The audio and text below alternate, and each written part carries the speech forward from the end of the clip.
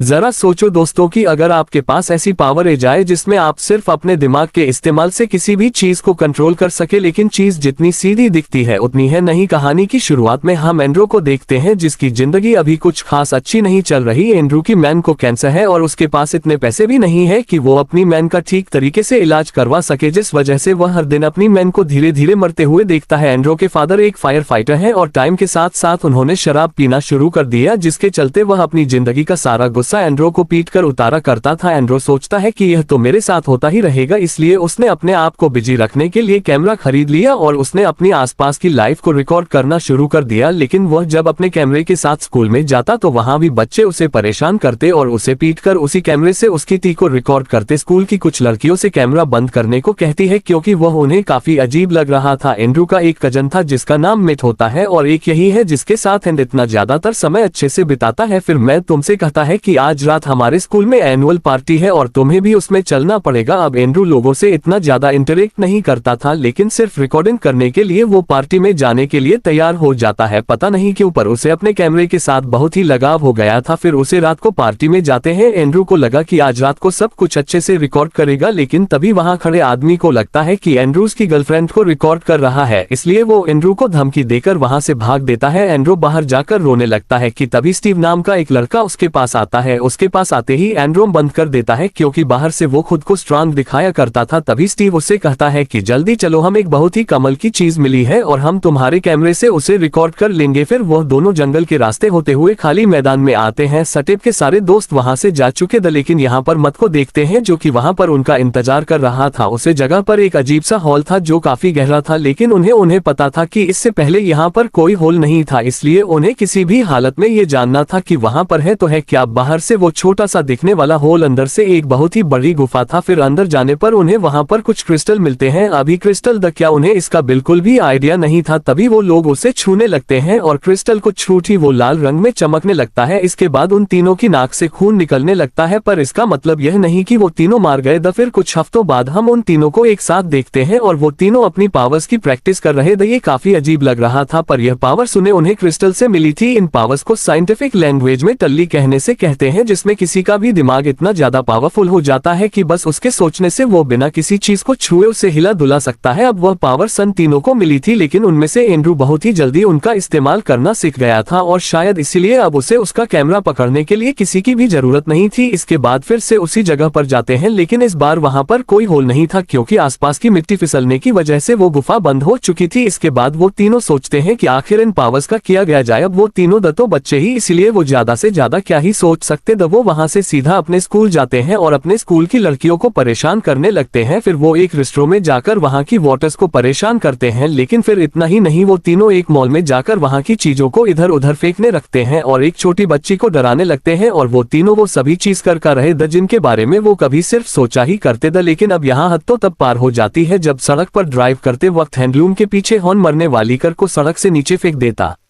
है और वह बेचारा अपनी कार के साथ एक तालाब में गिर जाता है। लेकिन मौका रहते स्टीव उससे आदमी की जान बचा लेता है। फिर मैतेनो से कहता है कि हम दिन ब दिन ताकतवर होते जा रहे हैं और इसलिए हमें कुछ रूल्स बनाने होंगे। रूल नंबर 1, हम किसी भी जिंदा चीज पर अपनी पावर का इस्तेमाल नहीं करेंगे। और रूल नंबर 2, जब भी हमें गुस्सा आएगा तो हम अपने आप को संभल लेंगे क्योंकि आज उसी की वजह से मरते मरते बचा है। अब अंदरूनी ये जानबूझकर नहीं किया था, वो तो बस उसे रोकना चाहता था, लेकिन फिर भी वो अपनी गलती मान लेता है। इसके बाद वो एक पुरानी फैक्ट्री के पीछे अपनी पावर की प्रैक्टिस करने लगते हैं और कमल की बात ये थी कि अब स्टीव ने उड़ना भी सीख लिया था। वो ये एंड्रॉइड को भी सिखाता है। शुरुआत में तो उन्हें परेशानी होती है, लेकिन आखिर में वो भी बैलेंस करके उड़ना सीख जाते हैं। अब बादलों तक उड़ना उनके लिए कोई बड़ी बात नहीं थी। फिर एक दिन जब वह आसमान में बास्केटबॉल खेल रहे थे तभी अचानक एक प्लेन स्टीव से जाकर टकरा जाता है, जिसे वह सीधा नीचे गिरने लगता है। लेकिन खुशकिस्मती से उसके नीचे गिरने से पहले एंड्रू से पकड़ लेता है। अब इस खुद को जिंदा देखकर बहुत खुश था और वह पहली बार किसी उड़ते हुए प्लेन के सामने आया था। अब इस तरह का एक्सपीरियंस उनके लिए बहुत ही मजेदार था, जिसके बाद अब कहीं भी उड़कर जाना उनके लिए बहुत ही आम बात हो गई थी। यहाँ तक कि वह अपने स्कूल से घर तक भी उड़कर ही आते थे। फिर स्टीव एंड उसे कहता है कि तुम कोई टैलेंट शो में हिस्सा क्यों नहीं लेते, और जो हमारे पास ही टैली जो पावर है हम उन्हें किसी जादू की तरह दिखाएंगे। फिर अगले दिन वो टैलेंट शो में हिस्सा लेते हैं। स्टीव के स्टेज पर आते ही सभी जोर जोर से तालियां बजाते हैं क्योंकि वो स्कूल में काफी फेमस था। लेकिन फिर जैसे ही एंड्रू की बारी आती है तो सभी लोग उसका मजाक उड़ने लगते हैं, लेकिन उनकी हंसी भी तब तक वो अपनी पावर्स का इस्तेमाल नहीं करता। एंड्रू ऐसे ऐसे करतब दिखाता है कि वहां पर बैठी ऑडियंस को अपनी आंखों पर यकीन नहीं होता, सभी को अचानक से इतना स्मार्ट कैसे हो गया। इसके बाद एंड्रू रातों रात अपने स्कूल में काफी फेमस हो जाता है, सभी उससे बातें करना चाहते थे और उसका दोस्त बनना चाहते थे, पर किसी को भी ये पता नहीं था कि यह एंड्रू नहीं बल्कि उसकी पावर्स कर रही थी। यहाँ तक कि एक लड़की के साथ प्यार करने के लिए भी तैयार थी, लेकिन अंदरूनी इतनी पी राखी थी कि वह उसे लड़की के ऊपर उल्टी कर देता है। स्टीव उसे समझता है कि कोई बात नहीं, ऐसा होता रहता है, लेकिन एंड्रियास के ऊपर ही चिल्लाने लगता है। अब पावर्स मिलने के बाद वो अपने गुस्से पर कंट्रोल नहीं कर रहा था, वह एक मकड़ी को पकड़कर उसके हाथ पैर अलग करके उसे मार देता है। अब यहाँ पर उसे एहसास होता है कि उसे मारकर उसे कोई दुख नहीं हुआ। दूसरी तरफ बिना दवाया के एंड्रू की मैन की तबीयत दिन ब दिन खराब होती जा रही थी। फिर एंड्रू के डेट को जब उसके कैमरे के बारे में पता चलता है तो वह उसके ऊपर बहुत चिल्लाता है क्योंकि उसकी कीमत बहुत ज्यादा थी। अब इसके लिए उसके दाद उसे पीटने लगते हैं, लेकिन इस बार एंड्रू उन्हें ही उठाकर फेंक देता है। दूसरी ओर मेट्रो और स्टीव की नाक से खून आने लगता है क्योंकि एंड्रू अपनी पावर्स का बहुत ज्यादा इस्तेमाल करने लगा था। स्टीव उससे मिलने आता है लेकिन एंड्रू से कहता है कि वह उसे दूर रहे, लेकिन जब स्टीव उसे फोर्स करता है तो एंड्रूज के ऊपर बिजली गिरा देता है, जिसकी वजह से स्टीव की तुरंत मौत हो जाती है। अब स्टीव की डेड बॉडी उन्हें मैदान के बीच आधी जली हुई मिली थी, लेकिन मेट को एंड्रू पर शक था क्योंकि उसे रात उनके शहर पर कहीं भी बिजली नहीं गिरी थी। अब एंड्रू यार्ड में भी रिकॉर्ड कर रहा था, लेकिन मैं उसे रिकॉर्डिंग बंद करने को कहता है, पर यहाँ पर एंड्रूज की नहीं सुनता और वो बिना कुछ कहे वहां से चला जाता है। लेकिन उसे फिर भी स्टीव की मौत पर बुरा लग रहा था, इसलिए वह सबके जाने के बाद जाकर उसे माफी मांगता है। इसके बाद वो अपने स्कूल में जाता है, लेकिन यहाँ पर एक लड़का उसे फिर से परेशान करता है, लेकिन फिर एंड्रूज से बदला लेने के लिए उसके दांतों को उसके जबड़े से उखाड़ देता है और उसकी रिकॉर्डिंग करके उन्हें टॉयलेट में फ्लैश कर देता है। अब एंड्रू खुद को इस पूरे प्लेनेट का सबसे पावरफुल इंसान समझने लगा था। इसके बाद में तेनू के पास आता है क्योंकि उसने एक बार फिर से किसी को नुकसान पहुंचा था और उन्होंने मिलकर जो रूल्स बनाए द अंदरूनी में